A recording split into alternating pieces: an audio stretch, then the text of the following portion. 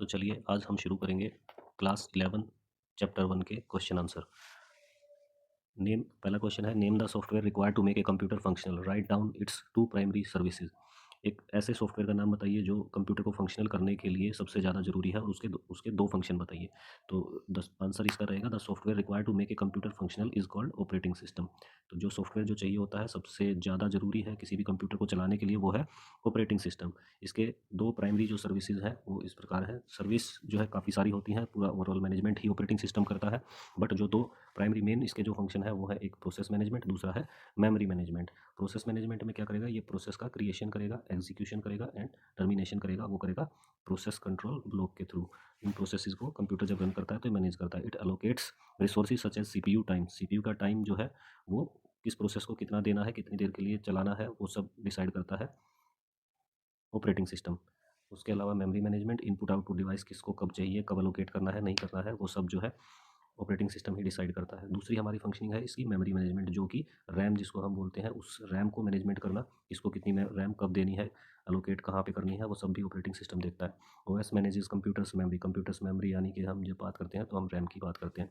Allocating space for running programs, कोई भी program run करता है तो उसको स्पेस अलोकेट करना डाटा के लिए। और ओएस इटसेल्फ, जब ऑपरेटिंग सिस्टम चलता है तो वो भी रैम में ही पहले लोड होता है, उसके बाद चलता है। It ensures that programs do not interfere with each others memory space and prevent data corruption. ये इंश्योर भी करता है कि प्रोग्राम एक दूसरे के स्पेस में ना जाए। जैसे ये स्पेस एक प्रोग्राम को लोकेट किया, ये दूसरे को किया, ये तीसरे को किया, तो ये एक प्रोग्राम इस प्रोग्राम के फंक्शनिंग को डिस्टर्ब ना करे, ये भी देखना। और क्योंकि अगर इसकी आउटपुट इसके अंदर चली गई और इसकी आउटपुट इसके अंदर चली गई, इसने इसको रीड कर लिया तो वो डाटा करप्ट हो जाएगा। तो इसलिए ये भी ध्यान रखना, किसका काम है, ऑपरेटिंग सिस्टम का।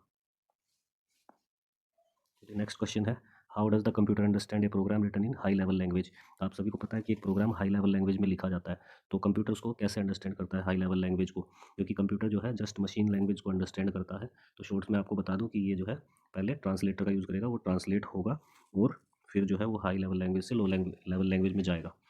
तो इसके लिए क्या चाहिए होगा इसको, a computer understand a program written in high level language through the following step. सबसे पहले क्या होगा, ट्रांसलेशन। ट्रांसलेशन होगा हाई लेवल लैंग्वेज प्रोग्राम जो हाई लेवल लैंग्वेज में है वो क्या होगा, translated into machine code. Machine code यानी जो मशीन उसको कोड को समझ सके उसमें कन्वर्ट होगा यूजिंग ए कंपाइलर और इंटरप्रेटर। कंपाइलर होल प्रोग्राम को एक बार में करेगा, इंटरप्रेटर लाइन बाय लाइन करेगा।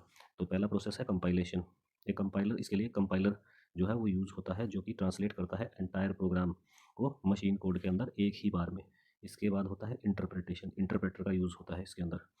कंपाइलर और इंटरप्रेटर, इंटरप्रेटर यूज़ क्या करेगा, ट्रांसलेट करेगा लाइन बाय लाइन, एक एक लाइन को एक बार में कन्वर्ट करेगा। The translated code is then executed by the computers processor. तो कंप्यूटर का प्रोसेसर जो है फिर उस प्रोग्राम को जो है, जो कि हाई लेवल लैंग्वेज से मशीन लैंग्वेज में कन्वर्ट हुआ, उसको क्या करेगा, प्रोसेस करेगा। और प्रोसेसर किसको बोलते हैं, सीपीयू को। चलिए नेक्स्ट क्वेश्चन हमारा है, why is the execution time of the machine code is less than that of the source code. Execution time machine code का क्यों कम है सोर्स कोड से। सोर्स कोड आपको पता है ये लिखा होता है हाई लेवल लैंग्वेज में, और मशीन कोड तो मशीन लैंग्वेज में हो गया, जिसको हाई लेवल लैंग्वेज से लो लैंग्वेज में, lower language, low level language में कन्वर्ट किया जाता है। तो पहले जो कन्वर्जन का टाइम है वो लगेगा और फिर जो है वो मशीन के अंडरस्टैंडेबल कोड में आएगा। तो इस चीज़ में प्रोसेस में टाइम लगता है। तो इसी टाइम की वजह से ये आपका एग्जीक्यूशन टाइम जो है बढ़ जाता है। The execution time of machine code is less than that of the source code because machine code is in binary form. Binary form मतलब जीरो और वन की फॉर्म में होता है, 0 0 1 0 1। तो इसी फॉर्म में होगा और ये फॉर्म जो है मशीन समझती है, तो डायरेक्टली उसको, which is directly understood by the computers processor. The processor can execute machine code instruction directly without requiring any translation and interpretation. तो उसको ना उसको ट्रांसलेट करना पड़ेगा ना इंटरप्रेट करना पड़ेगा, तो उसमें वो टाइम बचेगा, इसलिए ये एग्जीक्यूशन इसका फास्ट होता है। On the other hand, source code written in high level language need to be translated. पहले वो क्या करेगा, हाई लेवल लैंग्वेज से लो लेवल लैंग्वेज में या मशीन लैंग्वेज में उसको कन्वर्ट करेगा, तब जाके वो जो है कोर्स सोर्स कोड में चेंज होगा, फिर उसको जो है मशीन रन करेगी। तो इस प्रोसेस में जो है फिर टाइम लगता है। यही आपका इसका आंसर था। फोर्थ क्वेश्चन है हमारा, what is the need of RAM. RAM क्यों जरूरी है, इसकी क्या रिक्वायरमेंट है। How does it differ from ROM. RAM और रोम में क्या डिफरेंस है, हमें ये भी बताना है। तो रैम क्या होती है, सबसे पहले रैंडम एक्सेस मेमोरी। रोम क्या होती है, read only memory. Random access memory is a type of computer memory that temporarily stores data and program instruction while the computer is running. जब कंप्यूटर रन करता है तो इसी मेमोरी की हेल्प से रन करता है। ये रैंडम एक्सेस मेमोरी होती है, काफ़ी फास्ट होती है और ये वोलेटाइल होती है। जब तक इसको करंट की सप्लाई रहेगी तब तक ये काम करेगी, नहीं तो इसका डाटा लॉस हो जाएगा। इसकी क्या फंक्शनिंग है? To provide fast access to data and program instruction. Program की जो इंस्ट्रक्शंस हैं और जो डाटा है उसको एक फास्टर इंस्ट्रक्शन करना और सीपीयू की स्पीड से उसको मैच करवाते हुए फटाफट उसको डाटा प्रोवाइड करवाना। To enable the computer to perform multiple task simultaneously. Multiple task कैसे परफॉर्म करेगा? जो रैम है वो फास्ट है और बहुत सारी प्रोसेस को होल्ड करती है और टाइम टू टाइम वो सीपीयू को प्रोवाइड करती रहती है जैसे ही सीपीयू अवेलेबल होता है। तो ऐसे करके ये मल्टीटास्किंग परफॉर्म करने में हेल्प करती है। To store temporary result of calculation and operation. Calculation और ऑपरेशन का जो जैसे ए प्लस बी किया उसको सेव किया सी में, तो ये जो टेम्परेरी रिजल्ट ये सेव होगा ये भी रैम के अंदर ही सेव होगा। नेक्स्ट हमारी आती है how RAM is differ from ROM. ROM क्योंकि रीड ओनली मेमोरी होती है, इसमें जैसे बूट प्रोग्राम होता है वो लोड होता है। इसमें मोस्टली ऐसा डाटा लोड किया जाता है जो एक बार राइट करने की ज़रूरत पड़े और बार बार रीड करने की ज़रूरत पड़े और उसको चेंज करने की ज़रूरत ना पड़े। RAM is volatile. रैम क्या है? वोलेटाइल है, meaning it's content lost when power of. जब पावर जाएगी तो इसका डाटा लॉस हो जाएगा। रोम जबकि क्या होती है, एक बार रीड कर दिया तो हमेशा के लिए डाटा उसमें रहेगा राइट करने के बाद। नॉन वोलेटाइल होती है। नॉन वोलेटाइल का मतलब है कि इसका डाटा वोलेटाइल नहीं है, वो करंट जाने पे जो है, पावर जाने पे डिलीट नहीं होगा। Retaining it's contents even when the computer is turn off. Computer बंद होगा तब भी वो डाटा उसी मेमोरी के अंदर रहेगा। RAM can be written to and read from. RAM में क्या कर सकते हैं हम? राइट भी कर सकते हैं और रीड भी कर सकते हैं। वेयर एज रोम, रोम जो होती है सिर्फ उसमें हम रीड ऑपरेशन परफॉर्म करते हैं। रोम को जो है वो हम राइट नहीं कर सकते, लेकिन आजकल कुछ रोम आती हैं जो electrically erasable programmable read only memory, जिसको आप मतलब रीड राइट भी कर सकते हैं, लेकिन वो एक आध बार ही होता है, ज़्यादा नहीं होता है। लेकिन अगर सिंपल रोम होगी तो आप उसको सिर्फ रीड कर सकते हैं, राइट नहीं कर सकते। ये मोस्टली ऑर्गेनाइजेशंस के द्वारा राइट करके दी जाती है। जैसे आपके लैपटॉप या कंप्यूटर के साथ रोम आती है ऑलरेडी, उसको जिस ऑर्गेनाइजेशन ने जिसने उसको बनाया है वही उसको उसमें एक बार राइट करेगी अपना जो कोड, जो रिक्वायरमेंट होता है उस सिस्टम को, मशीन को इनिशियली चलाने के लिए वो कोड उसमें होता है। RAM is use for temporary storage. RAM किसके लिए होती है? टेम्परेरी स्टोरेज के लिए होती है।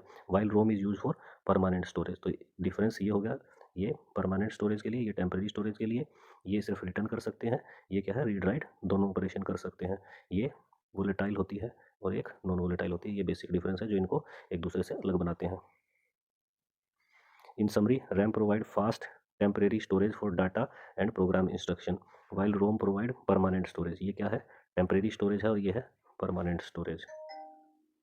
और मोस्टली वो प्रोग्राम जो है वो डाटा स्टोर होता है जिसको हमें चेंज करने की ज़रूरत नहीं पड़ती है। नेक्स्ट क्वेश्चन है what is the need for secondary memory. तो जब रैम है तो सेकेंडरी मेमोरी की क्या ज़रूरत है? सेकेंडरी मेमोरी की ज़रूरत होती है डाटा जो हमें परमानेंट सेव करके रखना है उसको हमें रखने के लिए सेकेंडरी मेमोरी की ज़रूरत पड़ती है। The need for secondary memory arises because primary memory has certain limitation. क्योंकि उसकी कुछ जो है लिमिटेशंस है प्राइमरी मेमोरी की, रैम की। क्या लिमिटेशन है? उसकी लिमिटेशंस की वजह से ही हमें जो है रोम की ज़रूरत पड़ी, रोम की नहीं, परमानेंट स्टोरेज, सेकेंडरी स्टोरेज जिसको बोलते हैं, उसकी ज़रूरत पड़ी। Volatile, RAM is volatile. Volatile का मतलब होता है कि डाटा उसमें चला जाएगा जब पावर जाएगी, पावर के जाने पे।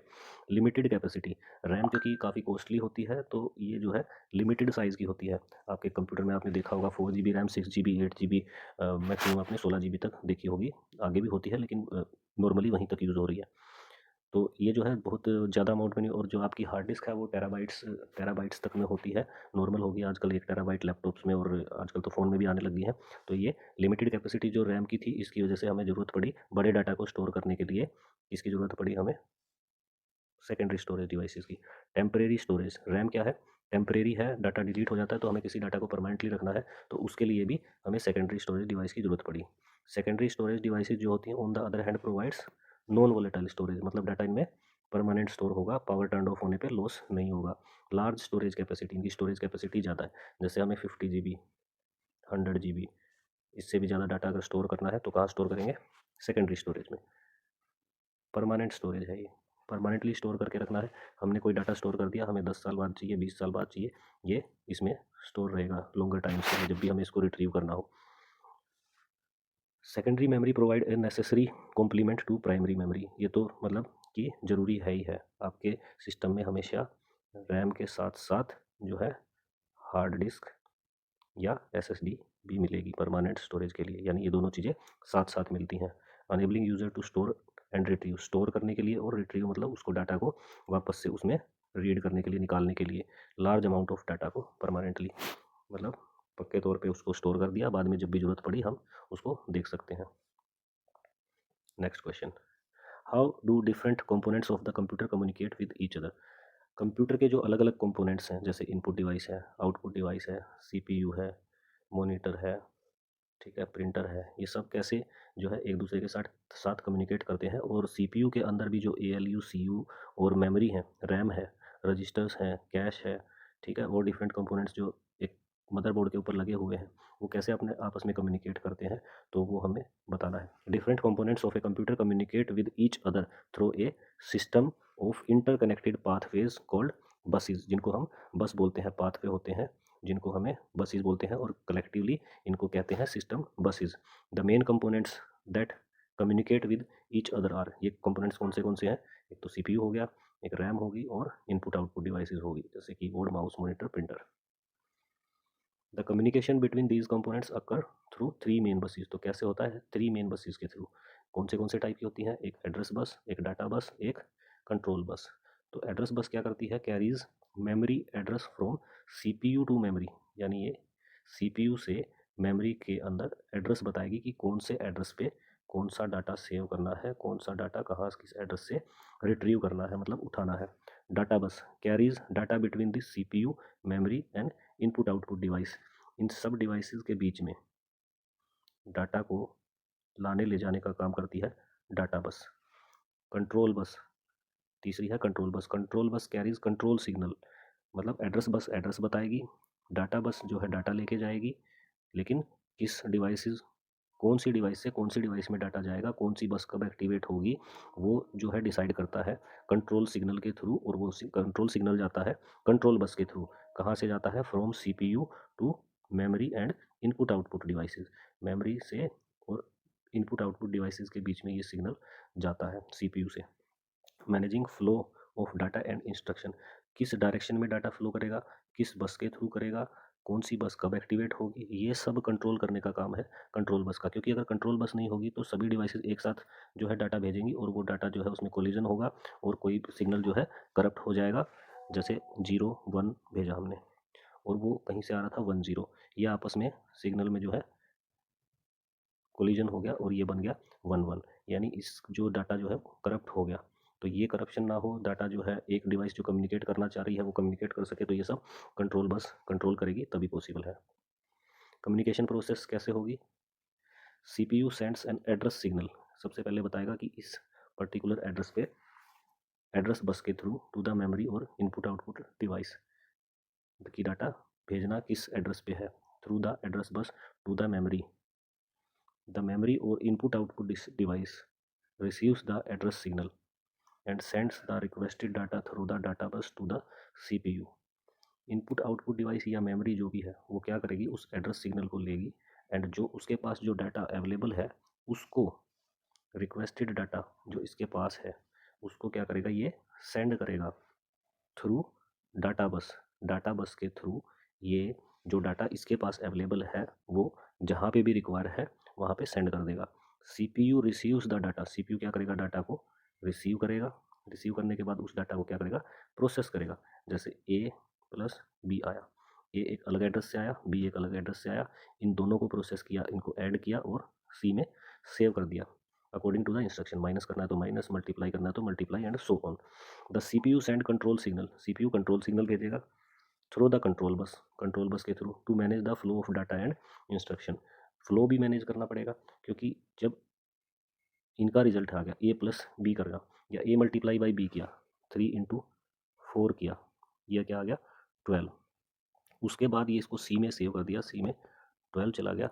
फिर अब इसमें हमें क्या करना है, डी में जो डाटा है उसमें हमें क्या करना है, प्लस करना है। तो अगर ये मल्टीप्लिकेशन से पहले ही ये प्लस वाला डाटा अगर आ गया, तो ये पहले इसमें, इसकी जगह मान लो इसमें 5 था, तो इसकी जगह 4 की जगह ये 5 आ गया, तो ये ऐड होने की बजाय ये मल्टीप्लाई हो गया, तो रिजल्ट क्या आ गया हमारा, गलत आ गया। तो इसको कंट्रोल करना बहुत ज़रूरी है, और कंट्रोल किसके थ्रू करेंगे, कंट्रोल सिग्नल के through.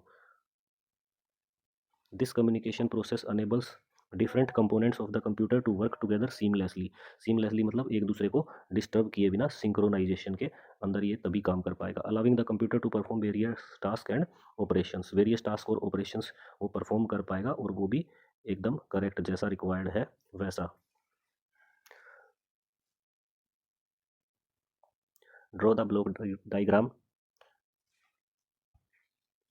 Draw the block diagram of a computer system. Computer system का हमें ब्लॉक डायग्राम बनाना है और briefly right about the functionality of each component. उस ब्लॉक डायग्राम में जो भी कंपोनेंट्स दिखाए गए हैं उनकी हमें फंक्शनैलिटी बतानी है कि किसका क्या काम होता है। तो ब्लॉक डायग्राम आपके चैप्टर 1 में जो दिया गया है आपकी बुक में वो आप यहाँ से बना लेंगे। ये है block diagram, components of a computer. ये कंपोनेंट है क्या क्या है? Input device, output device, secondary storage device, primary memory, control unit, arithmetic logic unit. सबकी फंक्शनिंग आपको पता है, इसमें एक एक करके दी हुई है तो वहाँ से आप लिख सकते हैं। प्राइमरी फंक्शनैलिटी इनकी क्या क्या है? इनपुट डिवाइस, कोई भी डाटा जो है इनपुट में प्रोवाइड करना। स्टोरेज, सेकेंडरी स्टोरेज का काम है डाटा को परमानेंटली सेव करना। प्राइमरी मेमोरी यानी रैम, रैम का काम है डाटा को टेम्परेरीली स्टोर करना, उसको प्रोसेस के लिए सीपीयू को अवेलेबल करवाना। और कंट्रोल यूनिट का काम है कि फ्लो ऑफ इंस्ट्रक्शन जो है कंट्रोल करना, कौन सी डिवाइस कब फंक्शन करेगी ये सब डिसाइड करेगी control unit. Arithmetic logic unit का काम है जो भी डाटा मिला, जो भी इंस्ट्रक्शन मिली उस पर अर्थमेटिक और लॉजिक, अर्थमेटिक मतलब plus minus multiplication division operation perform करना। लॉजिक यूनिट का काम है ऐसे ऑपरेशन करना जो डिसीजन मेकिंग करते हैं। लॉजिक जिसमें काउंट होता है जैसे ए लेस देन बी और greater than B, less than equal to B, ठीक है, and so on, A equivalent to B. ये सब चीज़ें कंपेयर करना, लॉजिक लगाना, ये सब काम होता है अर्थमेटिक लॉजिक यूनिट का। आउटपुट डिवाइस का काम होता है जो प्रोसेसिंग के बाद इनपुट दिया, फिर प्रोसेस हुआ, प्रोसेसिंग के बाद जो रिजल्ट आया उस रिजल्ट को जो है आउटपुट डिवाइस डिस्प्ले करती है।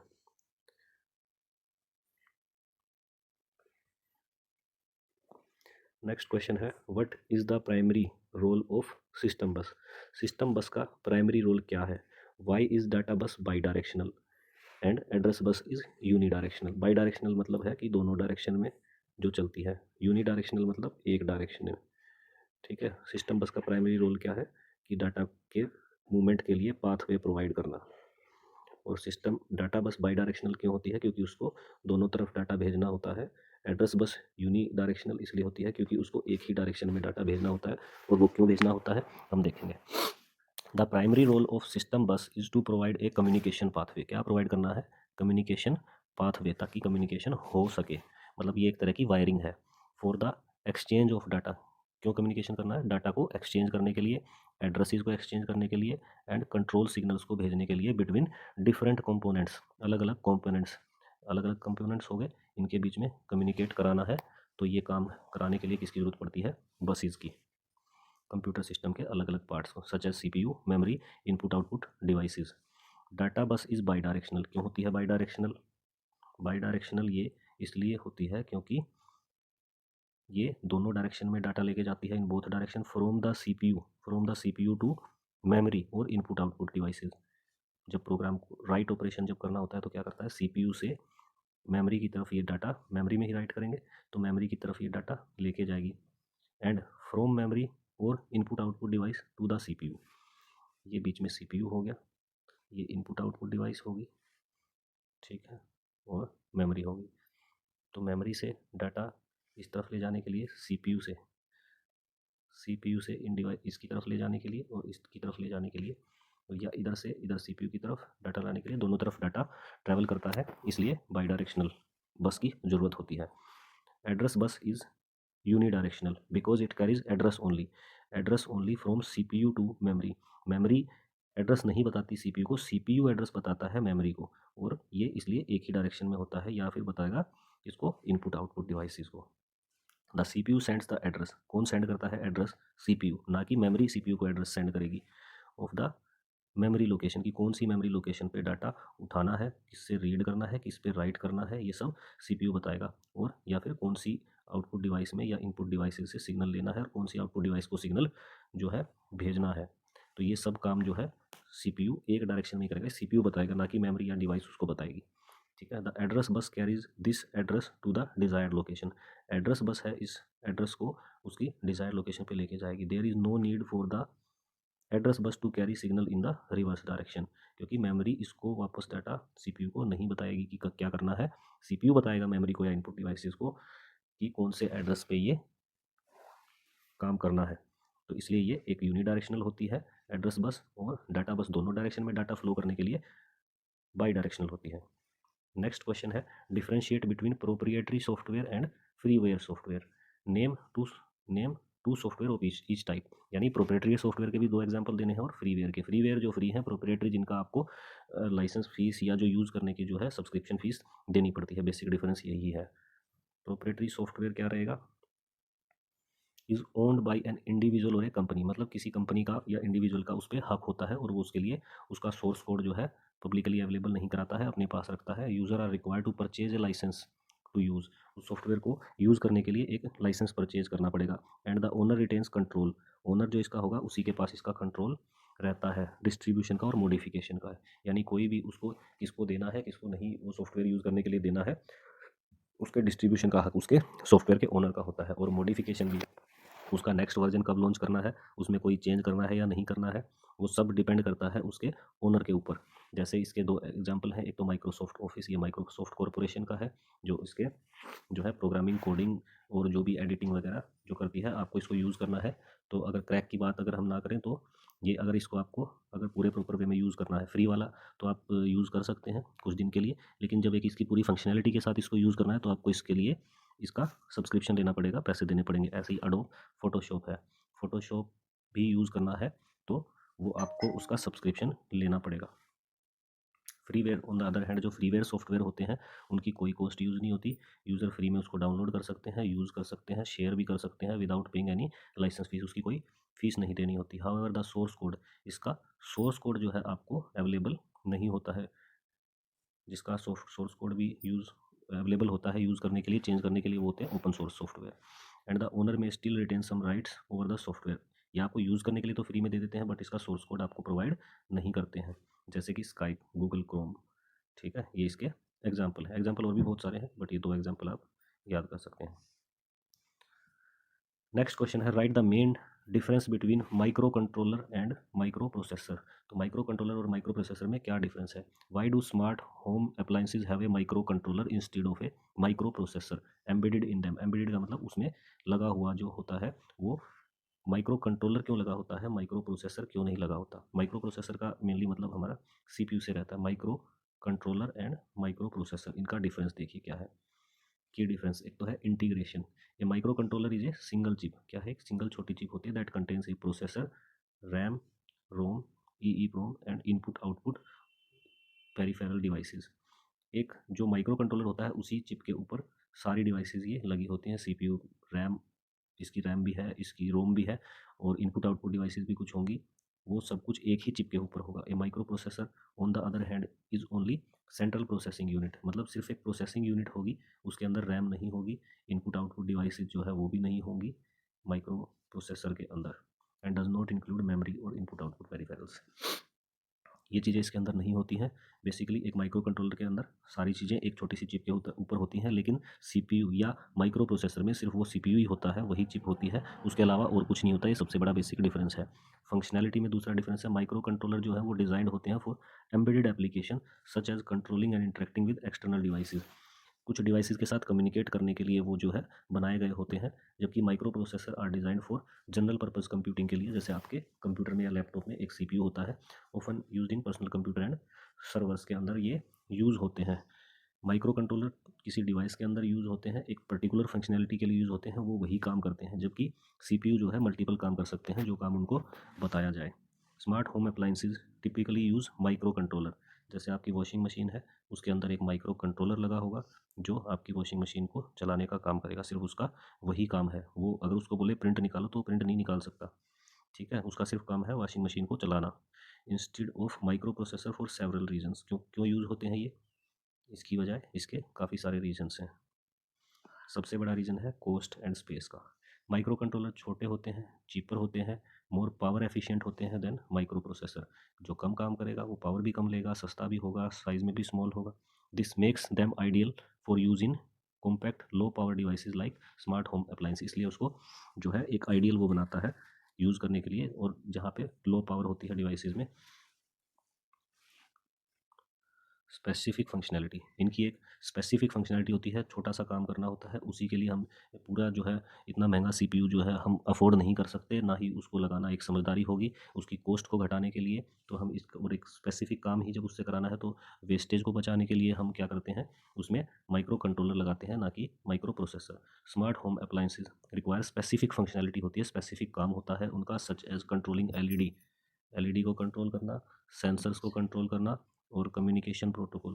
Micro controllers are design to handle these task efficiently and effectively. सिर्फ एक छोटा मोटा काम करना है, उसी को करने के लिए बेसिकली ये डिज़ाइन होते हैं, स्पेसिफिक फंक्शनैलिटी होती है।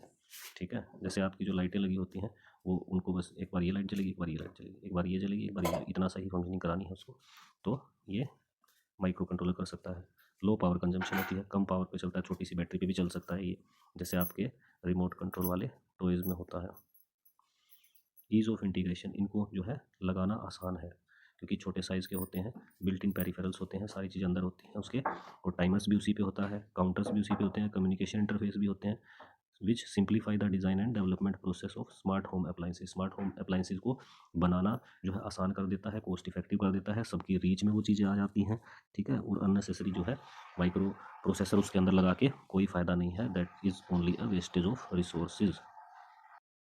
हमारा नेक्स्ट क्वेश्चन है, mention the different types of data that you deal with while browsing the internet. जब आप इंटरनेट को ब्राउज करते हैं तो कौन सा वो डिफरेंट टाइप का डाटा है जिससे आप डील करते हैं। तो इसका आंसर रहेगा, while browsing the internet you deal with the following types of data. कई तरह का डाटा होता है, तो देखिए हम कौन सा डाटा से हम डील करते हैं। सबसे पहले आता है टेक्स्ट डाटा, मतलब ये जो इस आंसर में भी दिखाई दे रहा है आपको, ये एक टेक्स्ट डाटा है, मतलब जो टेक्स्ट की फॉर्म में है। तो क्या क्या होता है टेक्स्ट की फॉर्म में, एक तो वेब पेजेस होते हैं, text content on website including articles, blogs, forums. जो भी आप वेबसाइट्स के वेब पेजेस के ऊपर देखते हैं वो जो डाटा है वो टेक्स्ट डाटा के अंदर आता है। फिर आते हैं आपके emails, electronic messages send through the email services like Gmail और याहू मेल और जीमेल पे जो आपको आता है मैसेज या जो भी मेल आते हैं वो जो है टेक्स्ट मैसेज होते हैं। चैट मैसेजेस जो आपके होते हैं वो भी इसी कैटेगरी में आते हैं। टेक्स्ट बेस्ड कन्वर्सेशन, मतलब ये टेक्स्ट है जो आप जो है ABCD की फॉर्म में जो लिखा हुआ है, या आपकी हिंदी लैंग्वेज में भी हो सकता है, वो सब जो रिटर्न में आता है वो टेक्स्ट है। लाइक जो आप व्हाट्सएप पे करते हैं या फेसबुक मैसेंजर पे करते हैं वो चैट मैसेज होते हैं। आपके नॉर्मल फ़ोन में जो चैट मैसेज आते हैं वो इंटरनेट के थ्रू नहीं आते, वो नॉर्मल फ़ोन के थ्रू आपके पास मैसेज आते हैं। इमेज डाटा, इमेज का डाटा कहाँ का आता है, टेक्स्ट, इमेज, वीडियो, ऑडियो, इस तरह का डाटा आता है। तो इमेज में क्या क्या आएगा, इमेज में जो आपकी फ़ोटो, डिजिटल इमेजेस शेयर हो सोशल मीडिया की, जो फेसबुक पे आप शेयर करते हैं, इंस्टाग्राम पे करते हैं, वेबसाइट्स पे, और वाया ईमेल जो भी फ़ोटो आप देखते हैं। वेबसाइट्स के ऊपर भी फ़ोटो होती हैं। ग्राफिक्स, ग्राफिक्स में क्या आते हैं, लोगोज, जैसे किसी वेबसाइट पे जाते हैं तो जैसे फेसबुक पे गए तो फेसबुक का लोगो बना हुआ होता है, आइकन्स बने होते हैं, और other visual elements use on website and online applications जो भी होती हैं उसमें जो भी आइकन्स जो फ़ोटोज़ बनी होती हैं वो उन फ़ोटोज़ को जो है क्या कहा जाता है, ग्राफिक्स। ओके, इन्फोग्राफिक्स, अब ये इन्फोग्राफिक्स क्या चीज़ है, विजुअल रिप्रेजेंटेशन ऑफ इन्फॉर्मेशन। जो भी इन्फॉर्मेशन है उसको विजुअली रिप्रेजेंट कर देते हैं, जैसे ये चार्ट्स होते हैं जैसे, ठीक है। इसके बाद ये हो गया, जैसे करके कुछ भी अगर डिफाइन किया हुआ है in the present of statics, या फिर जैसे पाई चार्ट हो गया आपका, ठीक है, या ग्राफ्स की फॉर्म में हो गया, ग्राफ्स की फॉर्म में ये जो है डाटा आपका हो गया, तो आप इसको क्या कहते हैं, इन्फोग्राफिक्स। जिससे हमें ग्राफिक्स से कोई इन्फॉर्मेशन मिलती है तो वो हो गया इन्फोग्राफिक्स। तो ये सब इमेज टाइप का डाटा है आपका, तो ये आपका इमेज के अंदर काउंट होगा आपका। नेक्स्ट हम देखेंगे ऑडियो डाटा। ऑडियो मतलब जो भी आप आवाज़ें सुनते हैं, जैसे सॉन्ग्स हो गया, म्यूज़िक हो गया, पॉडकास्ट हो गया, रेडियो पे भी आप आवाज़ सुनते हैं, लेकिन वो आजकल तो कॉल्स भी जो है इंटरनेट के थ्रू हो रही है, जैसे व्हाट्सएप कॉल और वो सब, वो भी इसी में काउंट होती हैं। Music, digital audio files streamed and downloaded from music platform like Spotify है आपका, एप्पल म्यूज़िक है इनके थ्रू जो आप डाउनलोड करते हैं या सुनते हैं, या गाना.com पे है, या जो है जियो सावन पे है, या जो भी ऐप है जहाँ से भी आपको कोई आवाज़ सुनाई देती है आजकल। तो यूट्यूब पे भी है वीडियो ऑडियो, लेकिन वो वीडियो ज़्यादा है। पॉडकास्ट होते हैं जो दो लोग आपस में कन्वर्सेशन कर रहे होते हैं, तो that is known as podcast. Audio recording of conversation, discussion और audio content available for download और स्ट्रीमिंग, आजकल ये काफ़ी पॉपुलर है पॉडकास्ट। वॉइस मैसेज, जो आप व्हाट्सएप पे वॉइस मैसेज भेजते हैं वो भी जो है इसके अंदर ही काउंट होते हैं, सेंड थ्रू मैसेजिंग ऐप और ईमेल। फिर आते हैं वीडियो डाटा। वीडियो में क्या आता है, डायरेक्ट वीडियोस आ गए, digital video file shared on, जो आप ये देख रहे हैं ये भी एक वीडियो है। सोशल मीडिया पे भी वीडियो होते हैं और video streaming platforms like YouTube और नेटफ्लिक्स पे भी जो वीडियो आते हैं वो भी इसी का पार्ट है। लाइव स्ट्रीम्स, जो आप लाइव मैचेस वगैरह देखते हैं या कोई भी ऑनलाइन जो किसी का स्पीच हो रही होती है पीएम वगैरह की, तो वो भी इसी में आता है। Real time video transmission often use for events, conferences और ऑनलाइन मीटिंग्स के लिए ये यूज़ होता है। Webinars, online video presentation, online video presentation, कोई भी प्रेजेंटेशन जो ऑनलाइन हो रही है और लाइव चल रही है उसको वेबिनार बोलते हैं। ऑफन यूज फॉर एजुकेशनल और प्रमोशनल पर्पज। वेबिनार्स, वेबिनार्स होते हैं एक आदमी जो है बोल रहा होता है और मल्टीपल आदमी उसको जो है सुनने वाले होते हैं, ये वेबिनार्स होता है।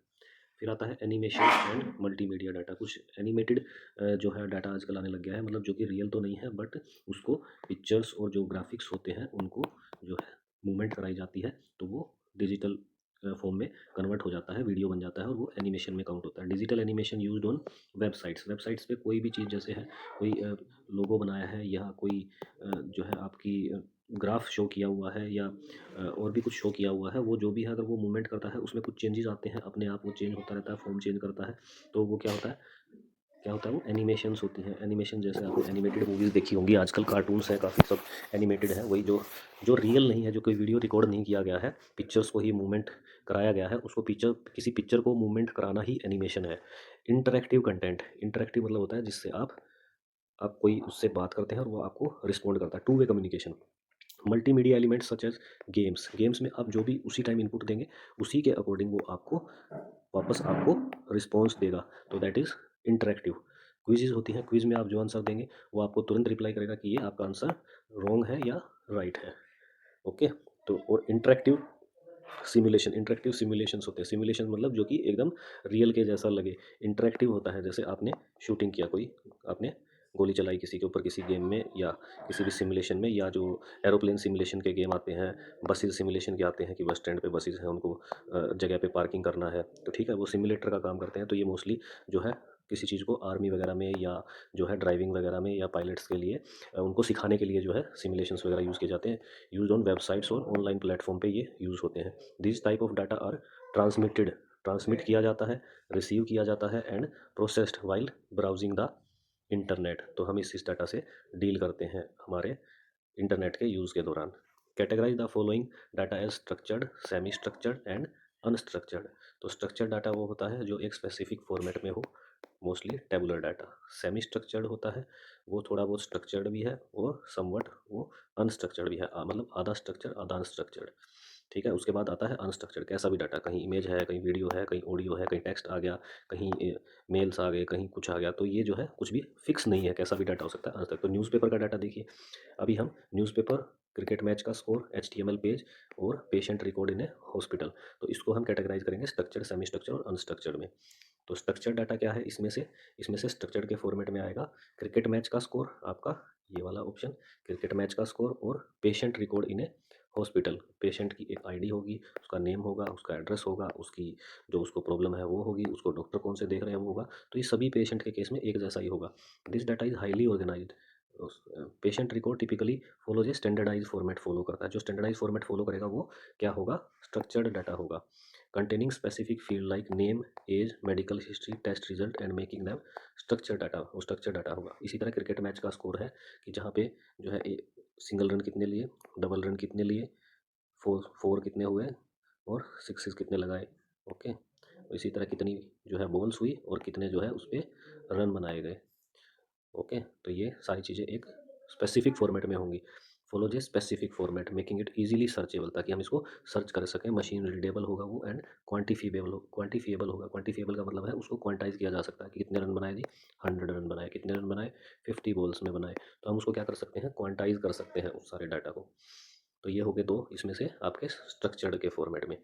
फिर आता है आपका सेमी स्ट्रक्चर। सेमी स्ट्रक्चर में क्या है, आपका HTML पेज, जैसे आपने एक वेबसाइट देखी होगी, उसका एक फॉर्मेट होता है, स्पेसिफिक फॉर्मेट, जैसे आपने फेसबुक ही, आप फेसबुक से ही लगा लो, फेसबुक पे आपकी एक DP होती है, फिर आपके इसमें फीड्स होते हैं, इसमें लाइक का बटन इधर होगा, डिसलाइक का बटन होगा, आपका जो है कमेंट सेक्शन होगा, तो सारे जो है हर एक पोस्ट में यही जो है चीज़ें रिपीट हो रखी होंगी। HTML page contain structure data in the form of tags होंगे, एट्रीब्यूट्स होंगे एंड मार्कअप लैंग्वेज होगी। HTML एक मार्कअप लैंग्वेज है जो एक फॉर्मेट फॉलो करती है, जैसे हेडिंग है, पैराग्राफ है, ठीक है, और इसका एक पेज का हेडर होता है, सबसे ऊपर हेडर है, नीचे फुटर है, साइड में जो है मेन्यू बार है, इधर एक मेन्यू दिया हुआ है। तो मतलब एक ये स्पेसिफिक अप्रोच फॉलो करता है, बट ये टेबुलर फॉर्मेट में नहीं है, अलग अलग तरीके से डाटा ये सब लिखा हुआ है। तो ये लगभग जो है सेमी स्ट्रक्चर्ड जो है हमारा डाटा है। तो इसमें however the content with in the HTML structure can be unstructured. HTML structure जो होता है उसमें डाटा अनस्ट्रक्चर्ड होता है, मतलब ये नहीं डिफाइन होता कि यहाँ पे स्पेसिफिक यही चीज़ आएगी, एज ही आएगी, यहाँ पे ऐसा नहीं लिखा होगा, ठीक है। कहीं पे जो है नेम लिखा होगा, किसी का नेम कैसे लिखा होगा, किसी का कैसे लिखा होगा, उसमें फिक्स फॉर्मेट जो है कुछ नहीं है। नेम की जगह वो कुछ और भी जो है लिख सकते हैं, या कंपलसरी भी नहीं है कि वो लिखना है। तो मतलब लेकिन एक लेआउट जो है फिक्स है, but layout fix, data note fix, ठीक है। फिर आता है अनस्ट्रक्चर्ड डाटा, जो न्यूज़पेपर है आपका। देखिए न्यूज़पेपर में कहीं एडवर्टाइजमेंट आ जाती हैं, कहीं आपकी बड़ी न्यूज़ आ जाएगी, कहीं बड़ी हेडिंग में आएगी, कहीं छोटी में आएगी, किसी पेज पे कितनी सारी न्यूज़ होंगी, किसी पेज पे जो है वो कम न्यूज़ होंगी, किसी पेज पे ज़्यादा न्यूज़ होंगी, ठीक है। न्यूज़पेपर के आर्टिकल्स हैं, एडिटोरियल्स हैं and other content are typically unstructured consisting of free form text. Free form का क्या है, उसमें टेक्स्ट है, कहीं भी इमेज लगी, किसी में बड़ी लगी, किसी में छोटी लगी, किसी में है, किसी में नहीं है, and other multimedia elements that don't follow a specific format और ऑर्गेनाइजेशन। उसका स्पेसिफिक एक फॉर्मेट भी नहीं है। मतलब जो बिल्कुल एक एज पर फॉर्मेट है वो तो हो गया क्या है, स्ट्रक्चर डाटा। एक लेआउट फिक्स है लेकिन उसके अंदर का डाटा जो है थोड़ा बहुत चेंज है, that is known as semi structured. ये हो गया स्ट्रक्चर्ड, ये सेमी स्ट्रक्चर्ड, और बिल्कुल कभी कहीं कुछ है, कहीं कुछ है, कहीं कुछ है, कहीं है भी या कहीं नहीं है, तो वो हो गया वो हो गया अनस्ट्रक्चर्ड आपका। अगर आपको ये नहीं समझ आया तो आप दोबारा देख सकते हैं, हालांकि इसमें आपको क्लियर हो गया होगा, ज़्यादा बड़ी चीज़ नहीं है। नेम द इनपुट और output devices used to do the following. इसके लिए कौन सी डिवाइस यूज होती है ये आपको बताया हुआ है।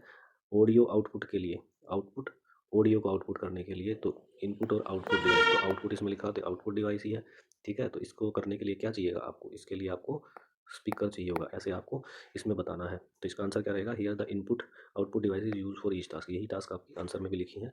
तो इनपुट डिवाइस के लिए कौन सी जो है डिवाइसेज चाहिए होंगी, इसमें से कौन सा जो चीज़ है वो इनपुट के से काम करेगी और कौन सी चीज़ जो है वो आउटपुट से काम करेगी। तो कैटेगराइज किया इनपुट डिवाइस में to enter textual data, to enter textual data, ये वाला ऑप्शन आपका टेक्सचुअल डाटा। इसमें किससे एंटर करते हैं, टेक्स्ट कीबोर्ड से।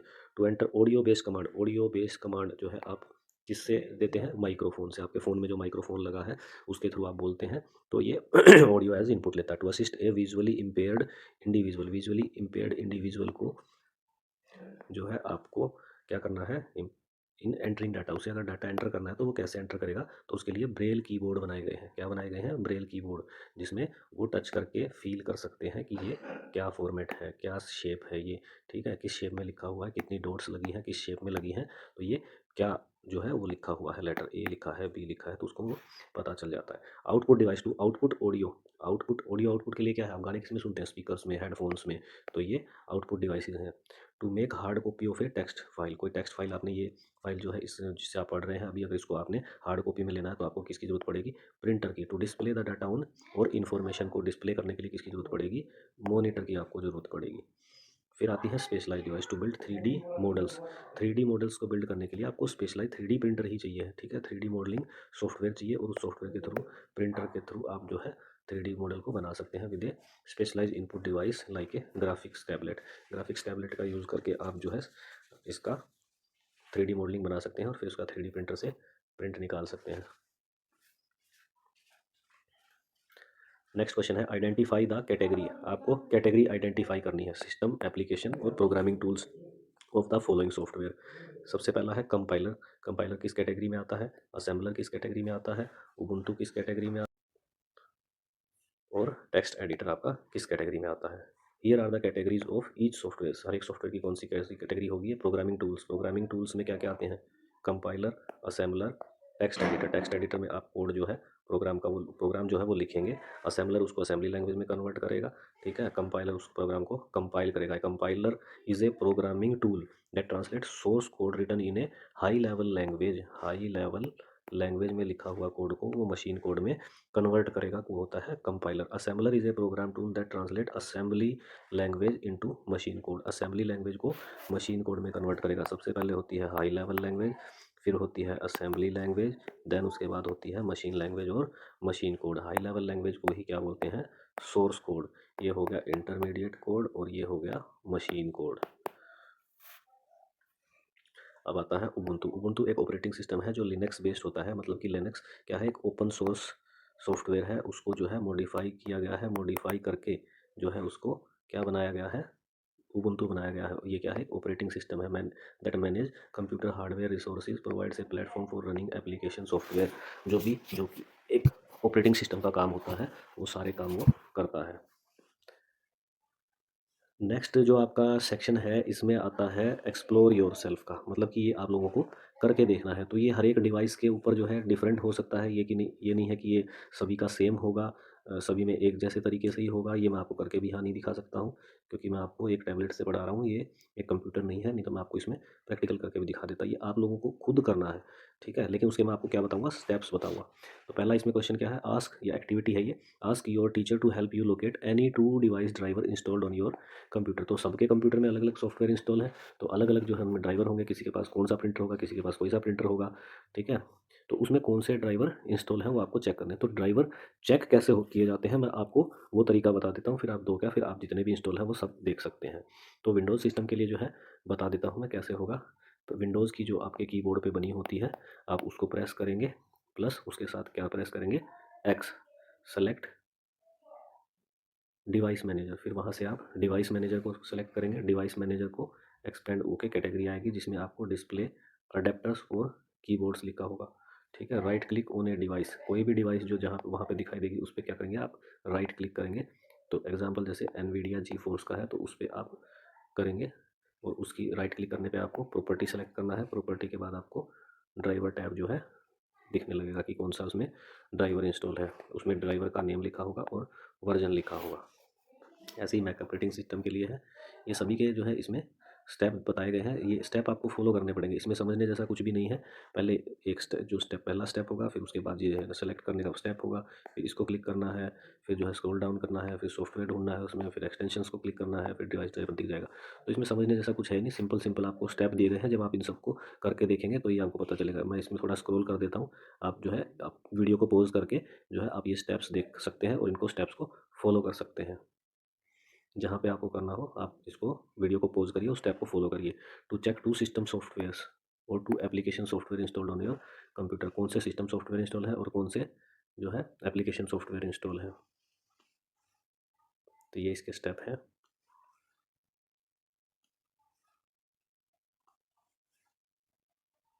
आप एक एक करके इन स्टेप्स को फॉलो करिए एग्जैक्टली, और आप ये आपके इनके सारे आंसर जो है मैंने लिखे हुए हैं। ये थर्ड क्वेश्चन है, which microprocessor does your personal computer have, which generation does it belongs to. तो ये जनरेशन आपको पता चलेगी बिट्स के थ्रू, मोस्टली अभी 64 बिट ही मिलेंगे फिफ्थ जनरेशन के। माइक्रो प्रोसेसर आइडेंटिफाई कैसे करना है, ये स्टेप्स हैं, इनको फॉलो करिए। क्लॉक स्पीड कैसे चेक करनी है,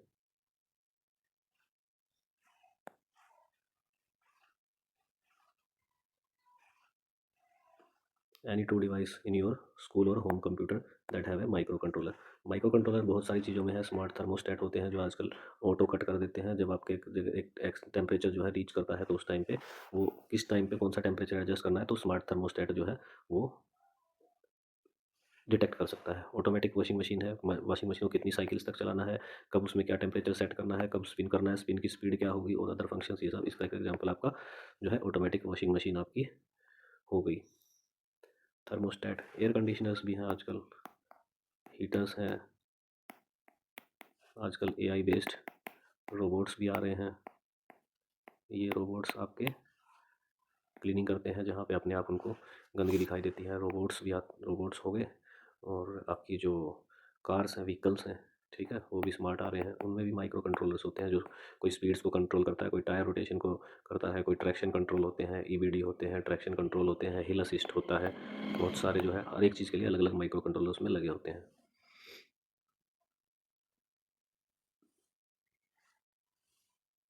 रैम का और हार्ड डिस्क का साइज़ कैसे चेक करना है, ठीक है। ये एक टेबल बनी है जो kilo bytes, bytes, megabytes, gigabytes में कन्वर्जन के लिए है। जैसे आपकी रैम है, ये आपकी रैम 8 GB की होगी। ये तो क्या है, इतनी बाइट्स होंगी। 8 GB की रैम है तो उसमें 8 GB, इतने मेगाबाइट, इतने किलोबाइट और इतने बाइट्स होंगे।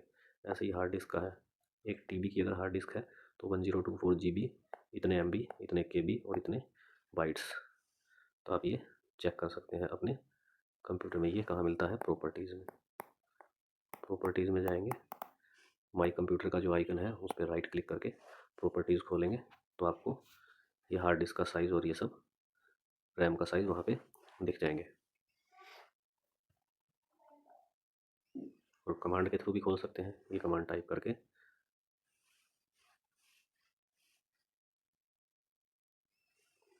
To list all secondary storage devices available at your school और होम। तो सेकेंडरी स्टोरेज डिवाइसेस कौन सी होती है, जो डाटा को लॉन्ग टाइम तक स्टोरेज करने के लिए होती है। मोस्टली हार्ड डिस्क ड्राइव होती हैं और SSD होती हैं। फ्लैश ड्राइव आपको, यानी जिसको पेन ड्राइव बोलते हैं, ठीक है। ये डाटा को इधर उधर किसी कंप्यूटर में मूव करने के लिए आपको स्कूल से घर पे कोई डाटा लेके जाना है, घर से स्कूल में लेके आना है, तो उसके लिए USB फ्लैश ड्राइव यूज़ किए जाते हैं। फिर CD होती हैं। CD भी अभी धीरे धीरे ऑब्सोलीट होती जा रही है, ज़्यादा यूज़ इनका नहीं होता है। ये ऑप्टिकल डिस्क होती हैं, टेक्स्ट ऑडियो वीडियो सब सेव कर सकती हैं। फिर DVD होती हैं, इसी का जो है एक ऑप्टिकल डिस्क का ज़्यादा स्टोरेज की जो है ये डिजिटल वर्सेटाइल डिस्क होती है, ऑप्टिकली स्टोरेज होती है ये भी। इसकी कैपेसिटी थोड़ी CD से ज़्यादा होती है। एक्सटर्नल हार्ड ड्राइव्स आती हैं। मान लीजिए आपको pen drive capacity 16 GB, 32 GB, ठीक है, थोड़ी सी लिमिटेड होती है। हार्ड डिस्क जो है 1 TB की भी आती हैं, 2 TB की भी आती हैं। तो बड़ा डाटा आपको ट्रांसफ़र करना है तो आपको एक्सटर्नल हार्ड ड्राइव यूज़ कर सकते हैं। मेमोरी कार्ड्स होते हैं जो कि आपके स्मार्टफोन में भी और कैमराज में भी लगते हैं। SD कार्ड बोलते हैं, माइक्रो SD कार्ड बोलते हैं, कॉम्पैक्ट फ्लैश कार्ड बोलते हैं। फिर टेप ड्राइव होती है। टेप ड्राइव मोस्टली जो है बैकअप्स के लिए यूज़ होती हैं या वेरी लॉन्ग टर्म स्टोरेज के लिए। ये क्या होती हैं, मैग्नेटिक टेप होती हैं tape drive. Mostly backup and archiving purpose के लिए यूज़ होती हैं। आर्काइविंग मतलब है कि एक रिपोजिटरी बना दी जाती है जिसमें इसको बहुत सारे डाटा को सेव कर दिया जाता है, जो कि बहुत कम यूज़ होता है, कभी कभार यूज़ होता है। उससे जब ज़रूरत पड़ती है तो उस आर्काइव से निकाल लेते हैं। ये डिवाइसेस ज़रूरी नहीं है कि आपके हर जगह मिलेंगी, कहीं पे कुछ मिलेगा, कहीं पे कुछ मिलेगा। आपके कंप्यूटर में कौन सा ऑपरेटिंग सिस्टम इंस्टॉल है वो भी आप जो है चेक कर सकते हैं ये स्टेप्स फॉलो करके। ऑपरेटिंग सिस्टम भी आपको प्रॉपर्टीज़ में ही मिल जाएगा। माई कंप्यूटर वाले आइकन पे राइट क्लिक करेंगे, प्रॉपर्टीज़ खोलेंगे, उसमें आपको क्या मिलेगा, सारा स्पेसिफिकेशन मिलेगा। कौन सा विंडोज़ का जो है कौन सा वर्जन सेव है, कितनी रैम है, कितनी हार्ड डिस्क है। ये बाकी लाइनक्स पे और मैक OS पे अगर आपको चेक करना है तो आप ऐसे चेक कर सकते हैं। तो यही आपकी एक्टिविटीज़ थी। यहाँ आपका जो है फर्स्ट चैप्टर ख़त्म होता है। होप सो आप सभी को जो है अच्छा लगा होगा। अगर आप लोगों को चाहिए कि ये जो है PDF जो आंसर्स की मैंने बनाई है, ये भी अगर मैं आप लोगों को शेयर करूं तो आप मुझे कमेंट्स में लिखिए। अगर ज़्यादा कमेंट्स आएंगे और लाइक्स आएंगे तो मैं इसको जो है ज़रूर आप सब लोगों के साथ शेयर करने का कोई तरीका बताऊँगा, या तो कोई टेलीग्राम ग्रुप बनाऊँगा या जो है कोई लिंक प्रोवाइड करूँगा जो कि आपका ड्राइव का होगा, तो वहाँ से आप जो है इसको डाउनलोड कर सकते हैं। लेकिन उसके लिए जब ज़्यादा कमेंट्स आएंगे, अगर डिमांड होगी तो ही मैं इसको शेयर करूँगा, नहीं तो नहीं करूँगा। होप सो आपको ये चैप्टर जो है पसंद आया होगा। इसी तरह हम सारे चैप्टर्स की सीरीज़ करेंगे, पहले 11th क्लास की, फिर 12th क्लास की, फिर धीरे धीरे अदर क्लासेस का भी कवर करेंगे। Thank you.